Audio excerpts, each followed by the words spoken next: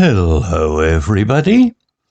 If you want to read all the stories in full, please go to www.steveuk.blog. Thank you. Short story 624, The Butcher's Blade, Intermediate. In a small coastal town where the wind carried the tang of salt, there was a butcher's shop called Marrow's Meats. Its windows were grimy, but the meat inside looked fresh, almost too perfect. Anna, a cook new to town, visited one stormy evening to buy chops for her restaurant. The shop smelled of blood and bleach, and the fluorescent lights buzzed. Mr. Marrow, a tall man with a sallow face, stood behind the counter sharpening his cleaver. His eyes glinted as he handed Anna a package of chops, his fingers brushing hers. They were cold like ice. "Special cut today," he said, his voice low. Anna noticed a scar on his hand, shaped like a crescent moon, raw and red.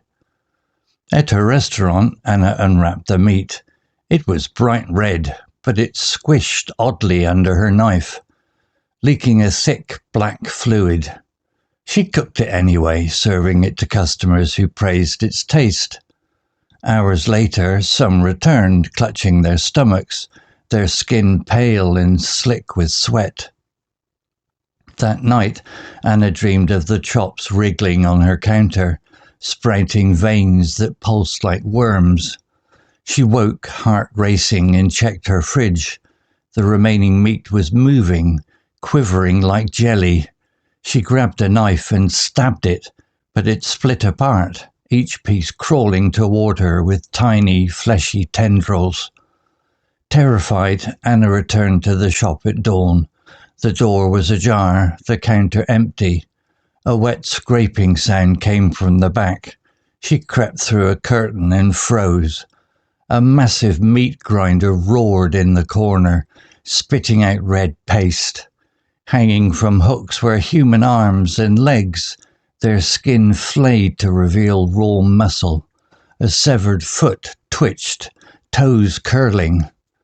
Marrow appeared, his scar glowing faintly. "The blade demands flesh," he whispered, raising his cleaver. Anna ducked, grabbing a butcher's hook from the wall. She swung, catching his shoulder. Black ooze poured from the wound, and it sealed shut instantly. His laugh was guttural, inhuman. Anna ran, slipping on blood-slicked tiles. The grinder hummed louder, and she saw it, the crescent scar carved into its metal, pulsing like a heart. The machine was alive, fed by the blade in Marrow's hand. Severed limbs on the floor crawled towards her, fingers scraping. She hacked at them with the hook, their screams high-pitched as they bled black. In a panic, Anna lunged for the grinder and jammed the hook into its scar. Sparks flew and the machine screeched, spewing gore. Marrow collapsed, his body dissolving into a pile of writhing meat.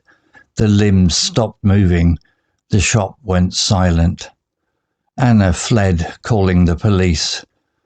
They found nothing but ash and bone fragments in the shop, as if it had burned from within.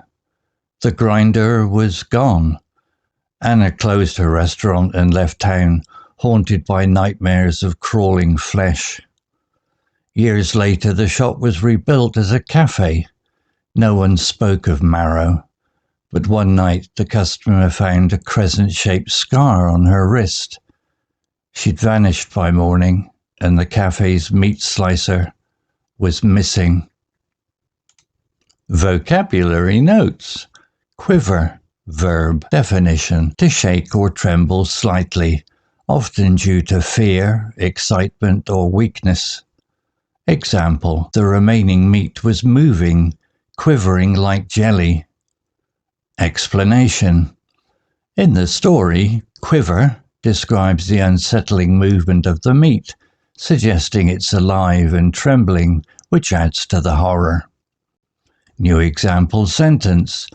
The cold wind made Anna's hands quiver as she held the knife.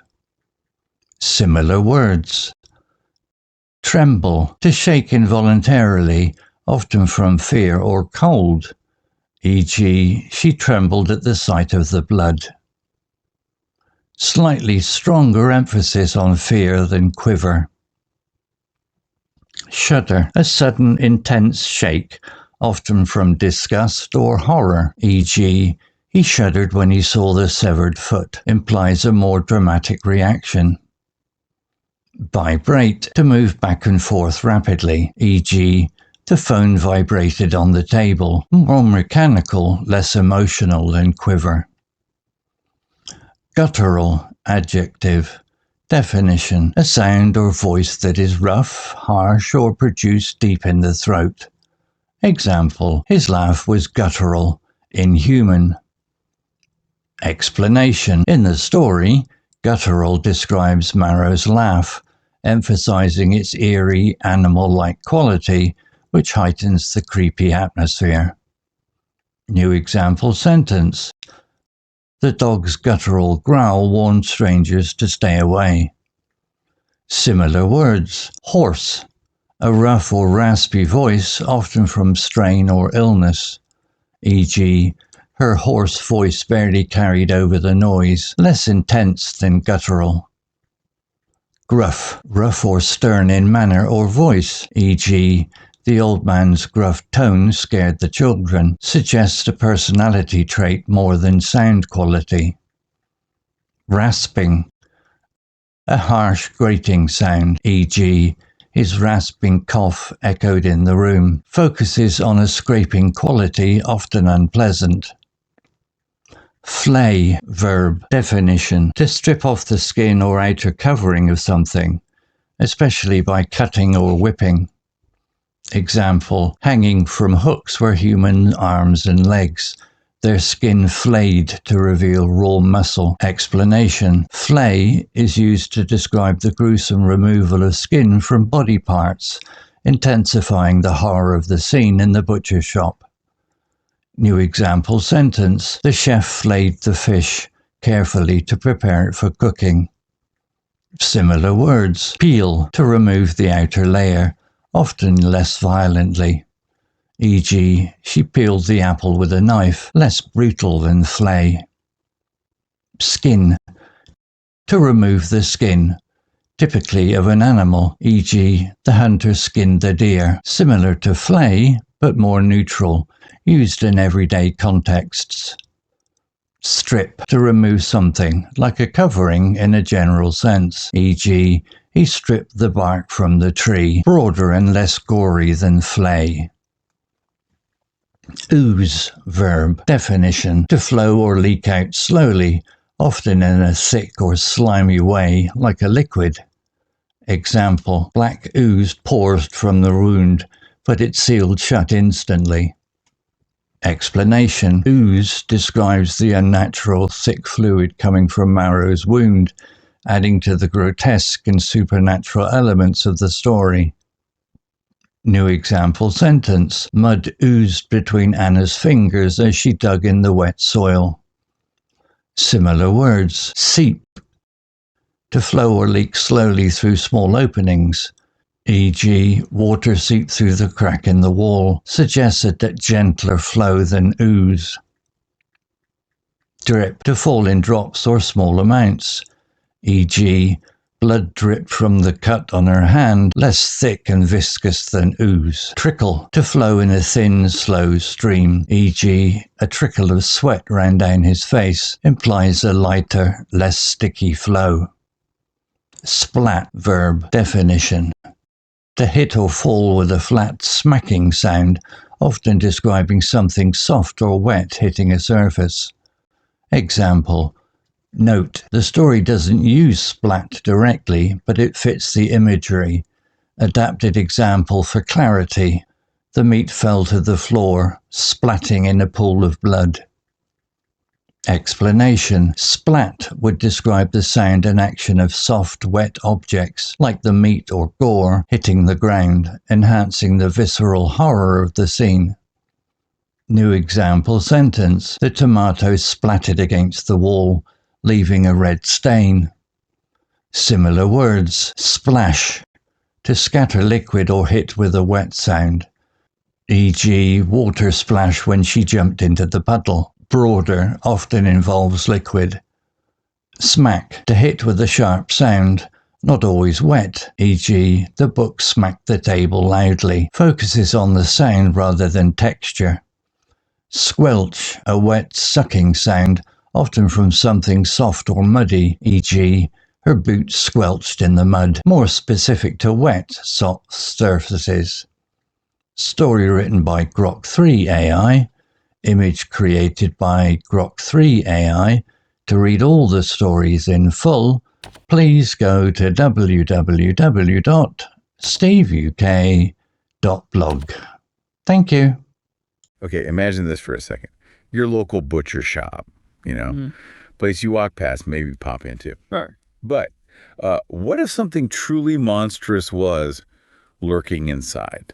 That's kind of the chilling idea we're kicking off with today. We're doing a deep dive into a short story, The Butcher's Blade, that takes that mundane setting and just twists it. And we'll also unpack some really potent vocabulary the author uses. Exactly. Our mission here is really to explore how specific narrative choices, and especially that vivid language, can turn something totally ordinary into, well, a scene of genuine horror. You'll get a sense of the storytelling craft and how powerful those word choices can be. Right. So let's set the scene. We're in this small coastal town. There's Marrow's Meats. Mm-hmm. You picture it, maybe grimy windows, a bit run down. But the story says the meat inside looks almost too perfect. Mm-hmm. Already a bit off. Right on. So Anna, she's a new cook, needs some chops. She meets the owner, Mr. Marrow. He's got this sallow face and this really specific scar on his hand, like a crescent moon. That detail sticks with you. It does. And when he gives her the meat, she notes it feels cold, like ice. Yeah. It's just unsettling from the get-go. Absolutely. Those are like the perfect little breadcrumbs, the early warnings, that almost too perfect description. It immediately makes you uneasy. It's not just fresh, it's unnatural. And the scar you mentioned, that crescent, it feels loaded, doesn't it? Like it hints at something older, maybe ritualistic, hiding just beneath the surface. And it only gets weirder. Anna cooks the chops, right? Yeah. And this thick black fluid starts like oozing out of them. Ugh, not exactly appetizing. No. And even though some customers initially say it tastes amazing, they start coming back later, pale, clutching their stomachs. Something is definitely wrong. Yeah, the praise followed by sickness is a classic horror trope. Builds that dread. Then comes the nightmare fuel. Yeah. Anna dreams the chops are wriggling on her couch. Yeah. So she runs to her fridge, pulls out the leftover meat, and it is moving. The story says, quivering like jelly and sprouting these tiny fleshy tendrils. Okay, that's deeply disturbing. Yeah. And quivering, that word choice is fantastic. It really is. It's not just shaking, is it? No, not at all. Quiver gives it this awful living quality, like it's trembling with some inner horrible life. It makes your skin crawl because it turns food into something monstrously alive. That's pure body horror. So, completely freaked out, Anna goes back to the butcher shop super early the next morning, door slightly open. Uh-oh. She hears this sound, a wet scraping sound coming from the back room. Doesn't sound good. It's not. She pushes the door open and finds, well, it's horrific, a huge meat grinder roaring away, and hanging from hooks are human arms and legs. Oh, God. Yeah. And the skin is flayed to reveal raw muscle. Wow. And flayed there. It's such a visceral, violent word. It's not just peeled or skin. Flay implies deliberate, brutal removal. It strips away everything down to the raw, shocking reality of what's happening. Powerful stuff. Then Marrow just appears. His crescent scar is described as glowing faintly. Super creepy. Glowing. Okay, now we're definitely supernatural. Definitely. He whispers, "The blade demands flesh." Anna actually hits him, tries to fight back. Good for her. Yeah, but this black ooze poured from the wound, and then it just seals shut instantly. And his laugh is described as guttural, inhuman. See, again, the word choice. Ooze, not bleed. Ooze suggests something thick, slow, unnatural. Sickening, really. It underlines the corruption, the alien nature of whatever marrow is. And guttural for the laugh, rough, deep from the throat. It removes any humanity. It sounds primal, animalistic almost. Far more effective than just saying he had a hoarse laugh. So, in this desperate moment, Anna spots the same crescent scar, but carved into the metal of the meat grinder itself. And it's pulsing. The grinder, too. Okay, that's the source. Seems like it. She grabs a butcher's hook and jams it right into that scar on the machine. Yes. The grinder just screeches, spraying gore everywhere. And Marrow, he collapses, dissolving into just writhing meat. Writhing meat. What an image. Horrifying.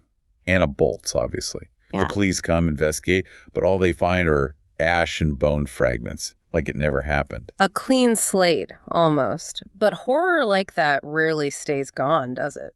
Exactly. The story ends years later. The shop's gone, replaced by a cafe, but then a new customer shows up. Someone with a crescent scar in their hand. Oh, no. The cafe owner disappears soon after. Yeah. And so does a brand new meat slicer from the kitchen. The cycle continues. Chilling. The evil just finds a new vessel, a new blade. It really shows, doesn't it, how even a short story, told really well, uses that precise language, those vivid images, to just lodge itself in your brain and create this lasting, really unsettling feeling. Turns a simple story into proper horror. Absolutely. It hammers home how the everyday, the familiar, can become terrifying with just a few unsettling details and those perfectly chosen words we talked about. Quiver, flay, ooze, guttural. It really makes you think, doesn't it? This whole deep dive. It kind of raises a question for you listening. What hidden horrors might be lurking just under the surface in the ordinary places you know, waiting perhaps for their own blade to demand flesh?